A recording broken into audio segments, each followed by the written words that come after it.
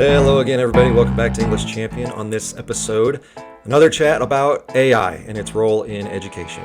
It's not going to go away, and new information keeps coming out about it practically every week.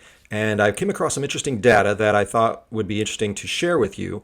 And I'm going to share with you the article that I found this in, but then the article refers to another article with more data in it, and I want to go further into the primary source. And so I'm going to analyze these numbers a little bit for you, give you hopefully a clearer picture of what I think is actually going on in higher education regarding AI, and then give you some important tips about research and careful reading that can be helpful for students. So let's dive in. This article was from about 2 weeks ago, and I came across it the other day, and so it's fairly recent. And the title is from this is from the Conversation website, which is a kind of a journalism and I guess education type website. It says, at one elite college, over 80% of students now use AI, but it's not all about outsourcing their work. So that's the key argument that they're going to make is, yes, they're using it, but it's not all about the cheating. It's not all about just doing homework. They're actually using it to learn. And so we're going to see what their data says and see how legitimate that might be when you actually think about it a little more deeply. So let me just share with you kind of the basis of this article, and then I'm going to show you the stats, and that's where the analysis will really kick in here. So the article starts, over 80% of Middlebury College students use generative AI for coursework, according to a recent survey this professor of economics, conducted with my colleague and fellow economist. This is one of the fastest technology adoption rates on record, far outpacing the 40% adoption rate among adults, and it happened in less than 2 years after ChatGPT's public launch. All right, so we all know this. He says, although we only surveyed one college, this is his own college where he works, our results align with similar studies, providing an emerging picture of the technology's use in higher education. And we're going to look at those similar studies here after we cover this study. Between December 24 and February of 2025, we surveyed over 20% of Middlebury College's student body, or 634 students, to better understand how students are using AI, and published our results in a working paper that has not yet gone through peer review. Who knows if that will end up happening.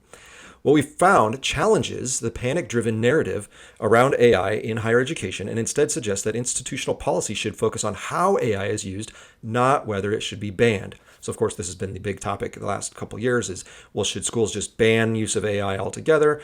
Or are there legitimate uses? And if so, then how do teachers and schools create policies so that students use it properly while not using it just for cheating? And the problem with that, and the argument for many is that, well, we need to be training students on the ethical use of AI. It's like, okay, fair enough. As someone who's anti-AI, I can understand the goal, but the ethics of it is a very big gray area. And so you're left with, well, what if one professor thinks it's ethically okay, but another professor thinks it's not ethically okay? Like, how do we hash that out? And it's way more complicated than just, well, we need to teach them how to use it properly. It's way fuzzier. So he gives a couple headlines in the recent months where it's like, students are only using AI to cheat in school, and this is the end of education, all that stuff. And he says, however, we discovered that students primarily use AI to enhance their learning rather than to avoid work. So there's his key thesis, that everyone thinks this is going on, that it's all just cheating, and so kids can just crank out their homework and get the answers to everything without having to actually think. And he says, no, they're actually using it to enhance their learning. They're becoming smarter, better students through the use of AI. Okay, how do they measure it? Here's what he says. When we asked students about 10 different academic uses of AI, from explaining concepts and summarizing readings to proofreading, creating programming code, and yes, even writing essays, explaining concepts topped the list. Students frequently described AI as an on-demand tutor, a resource that was particularly valuable when office hours weren't available or when they needed immediate help at night. They categorized the uses into two domains. Augmentation was one set of tasks used to describe uses that enhance learning, and automation for uses that produce work with minimal effort. So there's augmentation, this is the way that's helping students learn, and there's the automation where the kids just tell the AI to do it and it just knocks out the task for them. We found that 61% of the students who use AI employ these tools for augmentation purposes, while 42% of them use it for automation tasks, like writing essays or generating code. So It's funny. I'm not doubting his evidence yet, but it's funny that he seems to be making such a big claim about how great it is for so many students. When really, what's the split on this? 60-40? That, okay, 60% of the time they're using it to actually make themselves smarter, to dive deeper into topics, to clarify things they heard in a lecture or read in a textbook. Like they're using it for improving their own knowledge, let's say, or skills. Okay, but that means 40% of the time they're using it for things that aren't about learning at all, either just cheating or just using it for shortcuts for stuff. It's like, well, yeah, 60 is better than 40, but that 40% is still a pretty big number, don't you think? So let's get into the details of what these tasks actually are. And then we might dispute whether it's really automation or it's really augmentation. But here's the graphic, and you might need to blow it up, make your screen larger so you can see it if the writing's too small here. But again, they broke the students' tasks into two categories: augmentation for tasks that enhance learning, or automation for those that required minimal effort. And it's broken down by very frequently used it, frequently, occasionally, rarely, and never used the AI for those tasks. So the first thing, in augmentation, it has skills such as proofreading, editing essays, explaining concepts, or finding information. So again, augmentation, this would mean enhance student learning. I don't know if proofreading enhances student learning, because when students run their essay, let's say, through a proofreading program, whether it's an actual AI platform or it's just something simple like Grammarly or whatever, the machine just does it for them. And again, I'm not saying that's a bad thing. Like, I don't really care about the proofreading stuff. If you need help with the grammar, like, okay, fine, let the computer fix it for you. I'd rather you learn it on your own, but this is not augmenting learning. It's not enhancing your learning. That would only be the case if you submitted your paragraph or essay or whatever into the AI and said, can you please give me advice for cleaning up the grammar or fixing my punctuation or checking it for spelling? And then the computer said, well, in the first sentence, there's a misplaced comma. Can you see where that would be? Can we change that sentence? It's not doing that. When the students enter their work for just proofreading, the computer just fixes it for them. So that's not enhanced learning. That's not augmenting anything. It's making their paper better, but it's not because they knew how to do it. The computer just cleaned it up for them. And again, I'm not saying that's bad. I'm actually, that's my big compromise. It's like, okay, if you're going to use it for helping you with your essays, just use it for proofreading. That's fine. But weirdly, which is something that even someone who's a strict, like, your own writing only kind of guy on English essays, because I'm an English professor, that's something that should be allowed, or most teachers would be totally fine with. Here, students say, no, 46% of them have never used it for proofreading. Now, one, why would you not use it if the teacher isn't mad about it? Just go ahead and have the computer check your commas and spelling and all that stuff. That's fine. But two, like, are you joking? Of course they're using it for that. Why would any student say they've never used AI to help proofread their paper? That doesn't make any sense.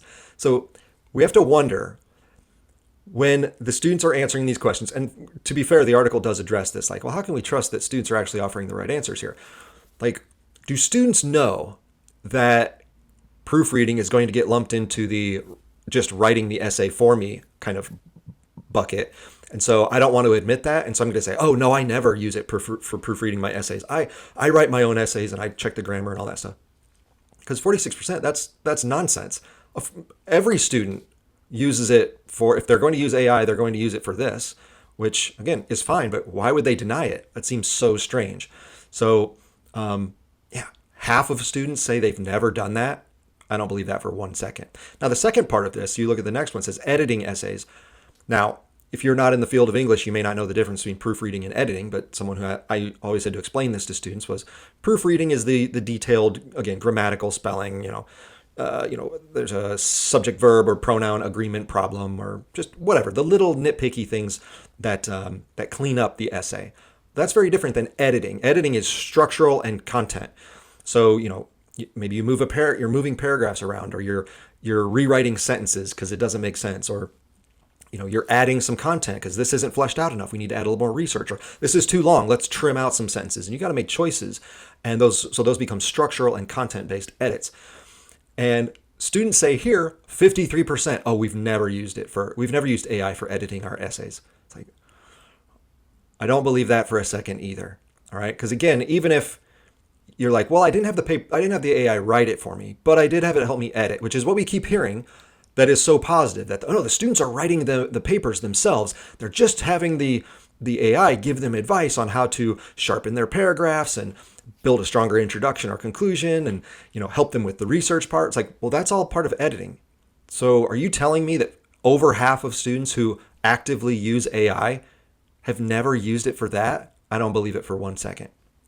So maybe the students, when you ask them the question to use it for proofreading, they didn't know that that's different than editing, and so they didn't know how to answer the question. But I don't believe at all that only half of students are using this for proofreading or editing. All right, even if I stipulate that they are actually writing the draft of their essay, if they're using AI at all for essays, they're definitely using it for that. And yet this says it's actually even greater than that, because if you include the rarely, for proofreading, that's up to, what is that? 63% would say they rarely or never use it for proofreading. 63%? No way. And then it's even greater in the editing. 73% said rarely or never. What? You're telling me only 27% of kids, when they're using AI, aren't using it to help them to make their papers sound better? Not even close. This isn't, there's no way this is true. We can't trust what these students are saying. All right, so here's the biggest one, as it said in the article itself, the explaining concepts. Only 20% said they never use it for that. So the vast majority, when they do use AI, this says the highest number, that's what they say they use it for. And this, again, might be something they're very comfortable answering, because after all, it doesn't sound like cheating. It doesn't sound like I'm doing anything sneaky or underhanded. I'm just using the computer to help explain something complex to me. That's all. I'm trying to learn. And fair enough, maybe that is what's happening. But that one is the most used skill or task. But we have to wonder, are the students actually telling us the truth? The other thing with this explaining concepts thing that I'm always curious about. Now, obviously students are getting pretty bright, and they're using probably some sort of like voice activated software or something like this, because I never understand when students like, oh, well, I had the ChatGPT or whatever program explain a concept to me. Well, we know the data is very clear that students do not like reading, and they're getting very bad at reading. So are they actually interfacing with a platform that is spitting out text to them? And what? We expect that they're sitting there reading it? Now, again, maybe they've rigged their computer in a way so that it answers with a voice that was also printed out in text. And okay, so maybe you're sitting there listening to it. But for those students who aren't doing that, are we honestly believing that they're spending so much time learning by having the AI explain these concepts, and the way they're doing that is through reading? We know that's definitely not true, because students aren't reading at all. So even how we access this type of information from these surveys is a bit confusing. Lastly, in the augmentation bracket is finding information, which again, this baffles me. I don't believe students at all. They say 37% never use the chatbot for this, with another 22% saying rarely. So 59% of students almost never use AI for finding information. That doesn't make any sense. Now, maybe students are still using Google, but like, if you already have the chatbot open on your computer, and you got to find a piece of information, you have a question, you need to, a source of something, or you need a piece of data, you're curious what some statistics are, why aren't you just typing it into your chatbot? It'll just give it to you. Now, we also know that those chatbots are quite unreliable. They don't always spit out factual information, but again, the students say that's what they want. They want information, and you're telling me 59% of students don't use it for information? There's contradictions going on here that I just don't understand. So either the students are lying about how they're answering these questions, or the way this is presented isn't quite accurate for what you were trying to mean. Not sure.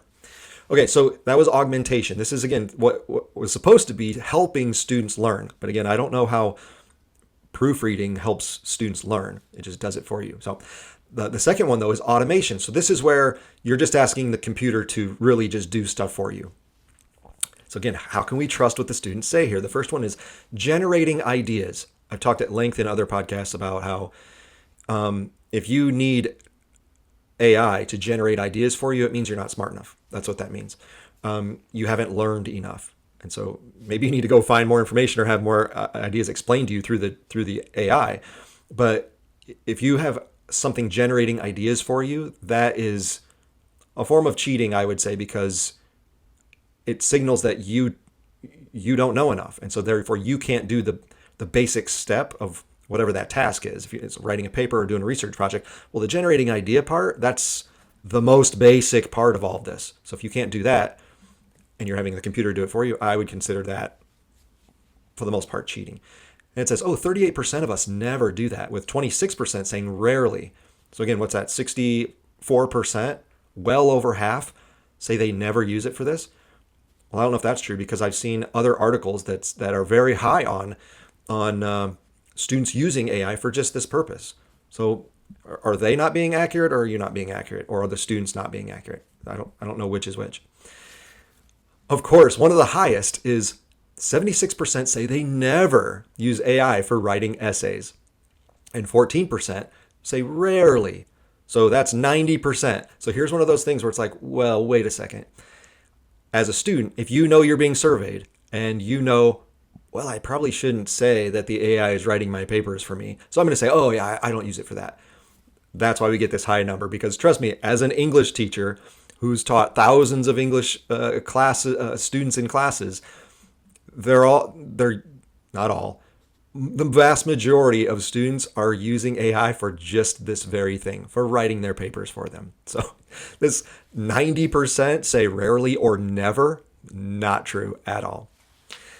Coding help, I'm not in the world of coding. That's a different field, so I don't know what the truth would be about this. 66% say they never use it for that. All right, I have no idea. Creating images, 80% say they never use it for that.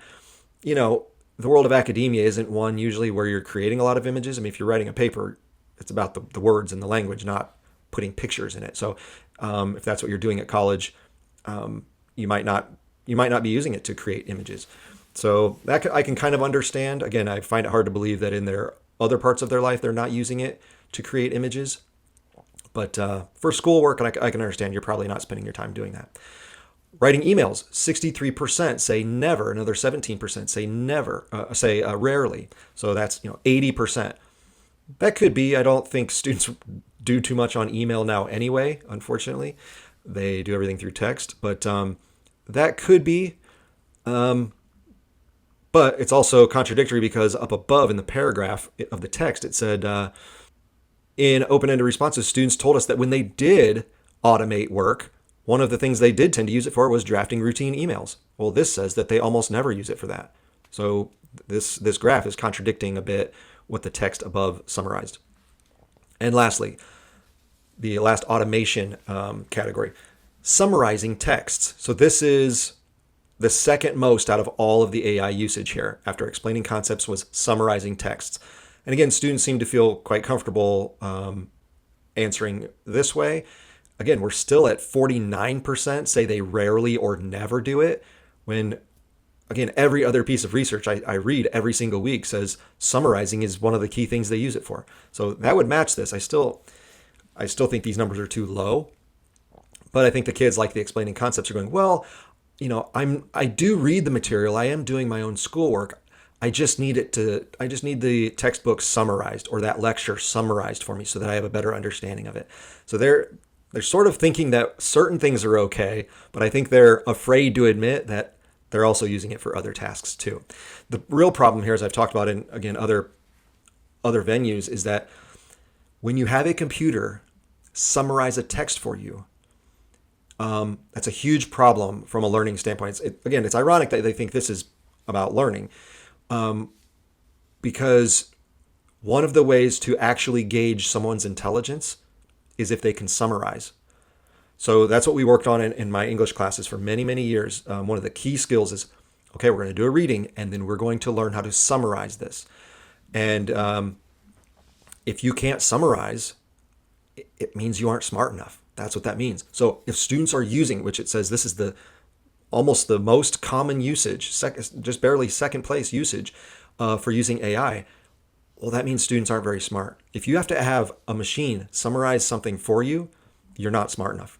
You didn't understand it, or you didn't even try because you're just like, oh, I don't care about that. Just give me the bullet point of it. And then you go, oh, I guess I know it now because I got a summary. It's like, well, yeah, summaries help because we do need to distill things down sometimes, but you need to be the one who does that. If you're having a machine do it for you all the time, you're gradually getting less intelligent. So remember, one of the key hallmarks of general intelligence, especially when it comes to reading and listening, is someone's ability to summarize.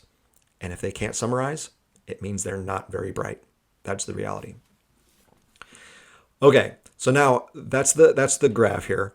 The article is going to continue. I'm not going to read the rest of it because I want to get to this other article that it gets its source material from. But it does hedge a little bit here in the next paragraph. It says, of course, Middlebury is a small liberal arts college with a relatively large portion of wealthy students. What about everywhere else? To find out, we analyzed data from other researchers covering over 130 universities across more than 50 countries, and the results mirror our Middlebury findings. Globally, students who use AI tend to be more likely to use it to augment their coursework rather than automate it. Again, we have no way of proving that exactly. And again, how do we know if students are telling the truth? But okay, let's go along with that for a bit. Now, here's the big hedge. But should we trust what students tell us about how they use AI? Exactly. Let's see what they say. An obvious concern with survey data is that students might underreport uses they see as inappropriate, like essay writing, while overreporting legitimate uses, like getting explanations. Exactly what I said before. So it seems like, okay, well, they thought of that. Great. How did they address that? To verify our findings, we compared them with data from AI company Anthropic, which analyzed actual usage patterns from university email addresses of their chatbot, Claude AI. All right, really quickly here, Anthropic's data shows that technical explanations represent a major use, matching our finding that students most often use AI to explain concepts. Similarly, Anthropic found that designing practice questions, editing essays, and summarizing materials account for a substantial share of student usage, which aligns with our results. In other words, our self-reported survey data matches actual AI conversation logs. Okay, first, as we get into this Anthropic company, it's good that they brought this up. This is what good writers do, is you anticipate someone else's questions or doubts and you go ahead and get those addressed. You put them up front and you admit to them and try to explain those. However, these are analyzing usage patterns from university email addresses. Well, one thing, if schools have some sort of block on certain AI platforms, and the way you would normally access those is through your university email address, well, we can figure out that students are probably just using their personal email addresses to do all this stuff. So that's not going to be included in all your research. All you have access to are the ones through the university email addresses, which, again, especially if students know they're doing something that the school might frown upon, that they're wondering if it can be traced back to them or something like that, of course they're going to use their personal email address so that it doesn't show up. So we can't, they're doing the best they can because this is all you can draw from is university email addresses, but let's not pretend that this is telling the whole story. Also, we have to think, just from an authorship standpoint, that this professor at this university has an investment, let's say, to make the results look as good as they possibly can be.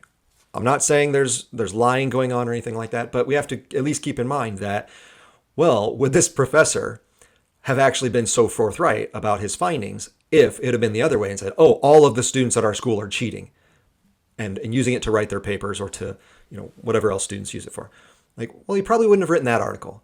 So is there a bias here that we want to make things look in as good a light as possible so that people keep using our resources? Because that goes to the Anthropic company, where it's like, well, as an AI company, don't you want to put out there that students are really using this for learning? Because if you get known as the company where, oh yeah, you're just a helper for cheating, well, that's going to make your company look kind of bad. And schools are going to do whatever they can to avoid you and, block your website. And parents are going to be like, no, you can't use that website because it's cheating. Like, you have an investment to make yourself look good here. So can we trust all of the data that they're going to report? Who knows? Again, I'm not saying that there's lies going on. I'm just saying that's something we have to keep in mind, that when an author presents something, it might be to their advantage that they're presenting it. Okay, So the article kind of concludes with, how do we implement this at the schools? Let's not paint all AI use as cheating. Let's not, kind of fall into alarmism here that there might be some positive ways of using AI. Okay, fair enough. So let's go to this other article that it referenced, this data from AI company Anthropic, because it does have a link. And so when we go there now, we get a longer, more detailed article. And again, I'm not going to read all of it because it is quite long, but I am going to highlight some of the key elements here that I'm not saying they full out contradict what the article just reported, but it's not quite as clear cut as the previous author made it seem. And so this, as an English professor, what I have always taught is whenever you find information from a website, from a book, wherever, try to see where they got their information and then go back to that source. And if they got theirs from somewhere, go back to that source. Always see if you can work your way backwards to the original source. That's what I do in all my research. I rarely get a source from a source. If I see a source, it's a scholar, is compiling a bunch of research and they have a citation there. I go find that citation in the library or online or wherever it is, and I go read that source because I want the original contextual information, and it just exposes me to more sources and more ideas. It's just better for my own knowledge to have more background like that. So this is what I always talk about with students. So I'm doing exactly what I always tell students to do, which is, okay, if someone references a source, go read that source. And so that's what we're going to do. Here is the Anthropic article that says how university students use Claude. So this is the AI platform that they're referring to. So they did a large-scale study of real-world usage patterns in higher education, analyzing 1 million anonymized students' conversations on Claude. Here were the key findings. All right. STEM students are early adopters of AI tools, with computer science students particularly overrepresented. They tend to use it more than business, health, and humanities students overall.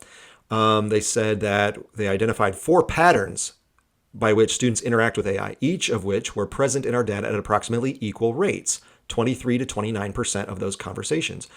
Those 4 were direct problem solving, direct output creation, collaborative problem solving, and collaborative output creation.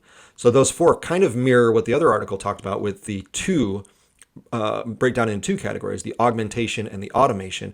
For them, it's the direct, where you're just having the thing do it for you, or the collaborative, where it's supposedly augmenting, like it's helping you along in your learning. So similar breakdown, they're just using different category language for it. One other bullet point here, students primarily use AI systems for creating, using information to learn something new, and analyzing, taking apart the known and identifying relationships, such as creating coding projects or analyzing law concepts. This aligns with higher order cognitive functions on Bloom's taxonomy. This raises questions about ensuring students don't offload critical cognitive tasks to AI systems. Okay, we're going to talk about the taxonomy here in a second because there's an interesting graphic that is very valuable for understanding.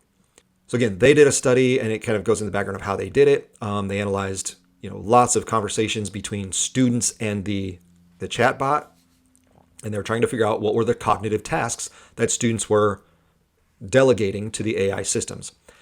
So here was their finding, and some of it's going to be pretty similar to the other article. So let's just see if these match. We found that students primarily use Claude to create and improve educational content across disciplines. This often entailed designing practice questions, editing essays, or summarizing academic material. Students also frequently use Claude to provide technical explanations or solutions for academic assignments, working with AI to debug and fix errors in coding assignments, implement programming algorithms and data structures, and explain or solve mathematical problems. Again, there's sort of the techie side of it that's kind of outside of my realm of expertise.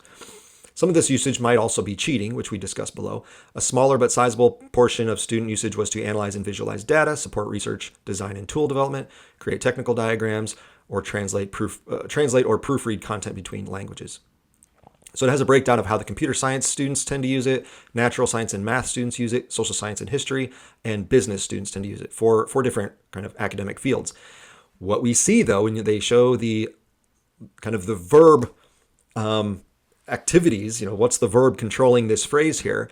While there is a lot of explain, develop, tackle, again, teach me, there's also a lot of create, solve, answer this, provide, analyze, answer, create, analyze, solve. Okay, those are things where you're asking the computer to do something for you.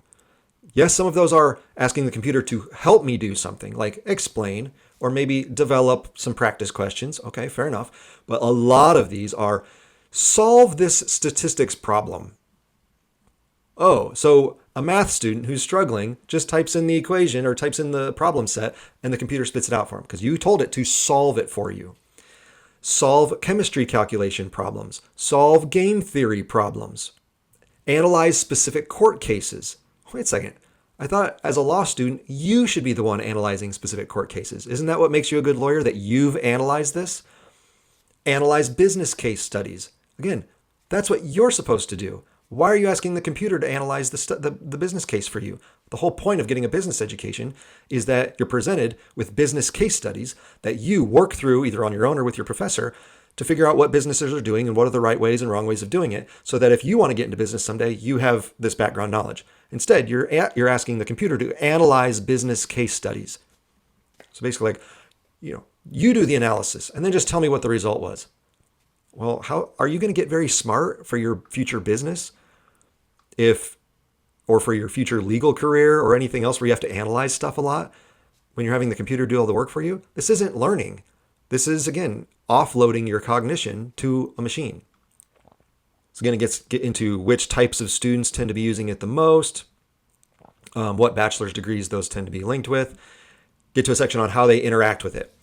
Again, these were those direct versus collaborative designations. As it said above, they're using these in roughly similar proportions, around a quarter of the whole for each of these four. So, the other article said, well, 60% of the time it's for this augmented, over 60%. Whereas this is saying, well, maybe it's closer to 50%. And again, as I just mentioned, a lot of these say create, solve, analyze. These are situations where you're asking the computer to do the hard work for you. That's not very much augmentation. You're trying to get out of doing the hard cognition. That's what's happening. So the article does ask the question, how much are students using AI to cheat? And it says, that's hard to answer, especially as we don't know the specific educational context where each of Claude's responses is being used. Oh, okay. So when the other article made the huge claim that, no, they're actually not using it to cheat very much, these folks say that the other article was based on answer honestly, and they go, well, here's what we think is happening, but we can't ever fully know because we don't know the specific contexts of each of the AI's responses. So it's hard to tell. So for instance, a direct problem-solving conversation could be for cheating on a take-home exam or for a student checking their work on a practice test. Exactly, you don't know. A direct output creation conversation could be for creating an essay from scratch or for creating summaries of knowledge for additional research. Whether a collaborative conversation constitutes cheating may also depend on specific course policies. Well, even outside the course policies, just from a human learning standpoint, even not even getting into like some moral argument here, it's just, well, are the students learning? And we're seeing that if there's the possibility that they will use it to create an essay from scratch or for using it to solve problems on a take-home exam, like, why are we even debating this? The fact that there's a possibility that students are going to do it means they will do it, or at least many of them will do it. So you can't just say, no, the majority of the time we think they're using it for collaboration and augmentation. It's like, well, one, you don't know for sure, as they just said. And two, even if there's a good possibility that they're using it for the automation part rather than the augmentation part, that's a huge problem. Again, the other article is 60-40. This one is somewhere between that and 50-50. Like, that is still a huge percentage that are just feeding the computer prompts so that it spits out answers for them so that they don't actually have to learn anything. That's the reality. You can sugarcoat it all you want and say, well, but it's still the majority of students. Yeah, but there's, again, close to half at best, if it, and I'm sure it's worse than that. I'm just, for the benefit of the doubt here, best case scenario, it's 40, 45, 50% is all that's using it for cheating. Well, that's still a huge number. And these AI folks and people in education just think, oh, well, it's not that big a deal. And that's just crazy. That said, nearly half, 47%, of student AI conversations were direct. That is, seeking answers or content with minimal engagement. Exactly. So again, if the other article is like, well, it's like 40%. Well, this says it's almost 50.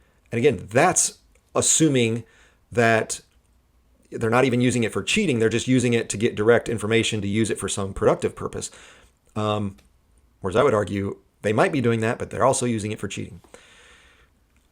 Whereas many of these serve legitimate learning purposes, like asking questions or generating study guides, we did find concerning direct conversation examples, including provide answers to machine learning multiple choice questions, provide direct answers to English language test questions, rewrite marketing and business text to avoid plagiarism detection.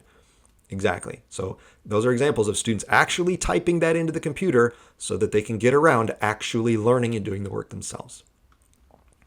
These raise important questions about academic integrity, the development of critical thinking skills, and how to best assess student learning. Even collaborative conversations can have questionable learning outcomes. For example, solve probability and statistics homework problems with explanations might involve multiple conversational turns between AI and student, but still offload significant thinking to the AI. We will continue to study these interactions and try to better discern which ones contribute to learning and develop critical thinking. So exactly, this undermines everything that other article said. So that economist at that university who is saying, no, it looks like for the most part, students are using this legitimately and they're using it to really learn. And this just said, well, even if you type in something with the best of intentions on learning it on your own, it still offloads significant thinking to the AI. That's what I've been saying for several years now. So you can try to get around it and make excuses all you want and go, no. The students, as long as we teach them the ethical way to do it, they're going to do it right. No, they won't. Or some of them might, but many of them will not. And that's a huge problem. So a key thing, again, gets into some of the content area stuff, which doesn't really concern me that much, except one of the ones that did it, that used the output creation category the most was education. It was almost 75% of conversations. Again, who knows if that's accurate or not, but it was the highest for output creation, meaning people in education or in teaching or students learning to be educators or actual teachers are just using it to build stuff. They're not thinking about what's the best way to really reach that student. What's the best way to come up with something new for my classes and have a real improve the relationships between me and my students. They're, nope, just type in the computer. You spit out a lesson plan for me. You give me the way to teach math better. You give me a bunch of practice problems. Like, those are our teachers, either future teachers or current teachers. They're the ones who use output creation, direct output creation, the most of any field. The least, according to this, seem to be natural science and math, and then computer science. So maybe those guys are actually doing some of the work themselves. But our educators, this doesn't look good for you folks. It just doesn't. And, it's easy to see that why once you're out in the world of education a little bit. So again, back to the taxonomy really quickly here. Let me show you this graphic because this is a huge problem. So it says, we explored how students delegate cognitive responsibilities to the AI system. We used Bloom's taxonomy, a hierarchical framework used in education to classify cognitive processes from simpler to more complex. While the framework was initially intended for student thinking, we adapted it to analyze Claude's responses when conversing with a student. We saw an inverted pattern of Bloom's taxonomy domains exhibited by the AI. Claude was primarily completing higher order cognitive functions, with creating and analyzing being the most common operations. Lower order cognitive tasks were less prevalent, applying, understanding, and remembering. So you have to automatically be thinking, well, wait a second. If the student is asking the computer to do the highest order thinking skills, then what's the student doing? Yeah, they're just getting it spit out to them. That's what's happening here. So the article has to hedge by saying, the fact that AI systems exhibit these skills does not preclude students from also engaging in the skills themselves, but it does point to the potential concerns of students outsourcing cognitive abilities to AI. Yes, exactly. Look, I'm not saying that the student might not also be learning along with whatever the AI is teaching them. Best case scenario, maybe that's happening. But what it looks to be happening here, based on the actual prompts that are being typed in, is looks like you're having the computer do all the higher order thinking on Bloom's taxonomy so that you don't have to. So that you can just stay at the low level of like grasping basic knowledge. That's the lowest levels of the taxonomy, is like, just remembering some basic facts. Give me the bullet points so that I understand the broad concept, and I'll know enough about it to take a test or maybe do a writing assignment or something. That's the lowest level, because you're asking the computer to do all the highest level stuff. So this is education now, right? It's not the student learning. It's the student asking the computer to do all the complex thinking for them and then just give them all the lowest level information possible. That's what you're paying for, folks, when you send your kids to college and they use AI. So I just want to get to that point. The end of the article discusses some limitations that, this is only one study. It's not nearly complete. It's unclear how it's relative to overall AI usage. Some of these folks might be teachers who are using this, not just students. There can potentially be false positives, false negatives. We don't quite know. And of course, we can't know everything because of privacy considerations with those student email addresses and all that stuff. So, like any good article by scientists, this says, look, we're trying to do our best, but there are some limitations to this. And so fair enough, that's good writing on their part. But then it says, we're still trying to learn about the best ways to use AI systems in education. And it's not going to be perfect, but we have to keep working with it and growing all that stuff. The basic pat answers we always hear. So just really interesting stuff from the source article, and then the article that it got its information from, and how they don't exactly correspond very well if you look closely at it. And we just, in their best attempt to paint the best picture that, no, AI is doing really good things for our students, what it actually does when you actually look at the data is just shine an even brighter light on the fact that, oh, yeah, the AI is just doing all of the work for these students. They're not learning anything. Any challenging activity or task or process or just assignment that they're asked to do at the college level, they're just going to outsource it to the computer. That's what they're doing.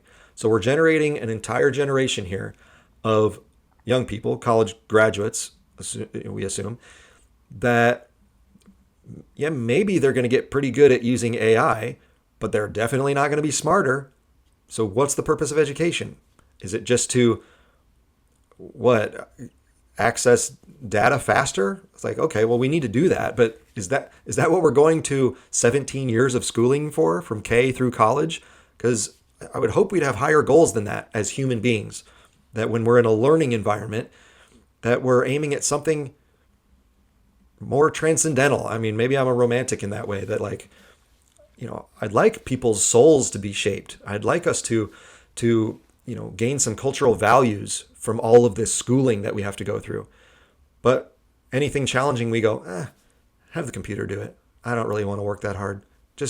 I'll just turn in the assignment. You can give me my diploma and I'll go on my way. And then I get out into the working world and everyone goes, you're not smart enough to work here. What have you been doing all this time? And you go, well, I've been asking the computer to do all my homework for me, I guess. Oh yeah, that's why you're a dummy. Okay, you can't work here. Go somewhere else. We need smart people who can actually analyze things instead of having the computer do it, who can actually create new things instead of having the computer do everything. We need humans to be good here.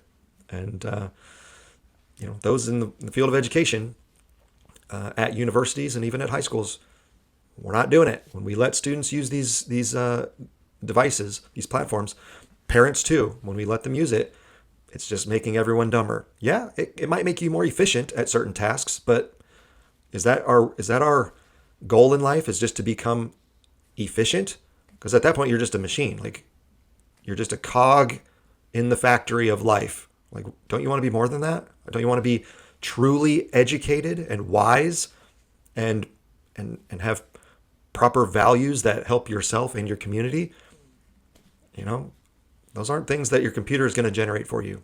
You need to learn about those yourself.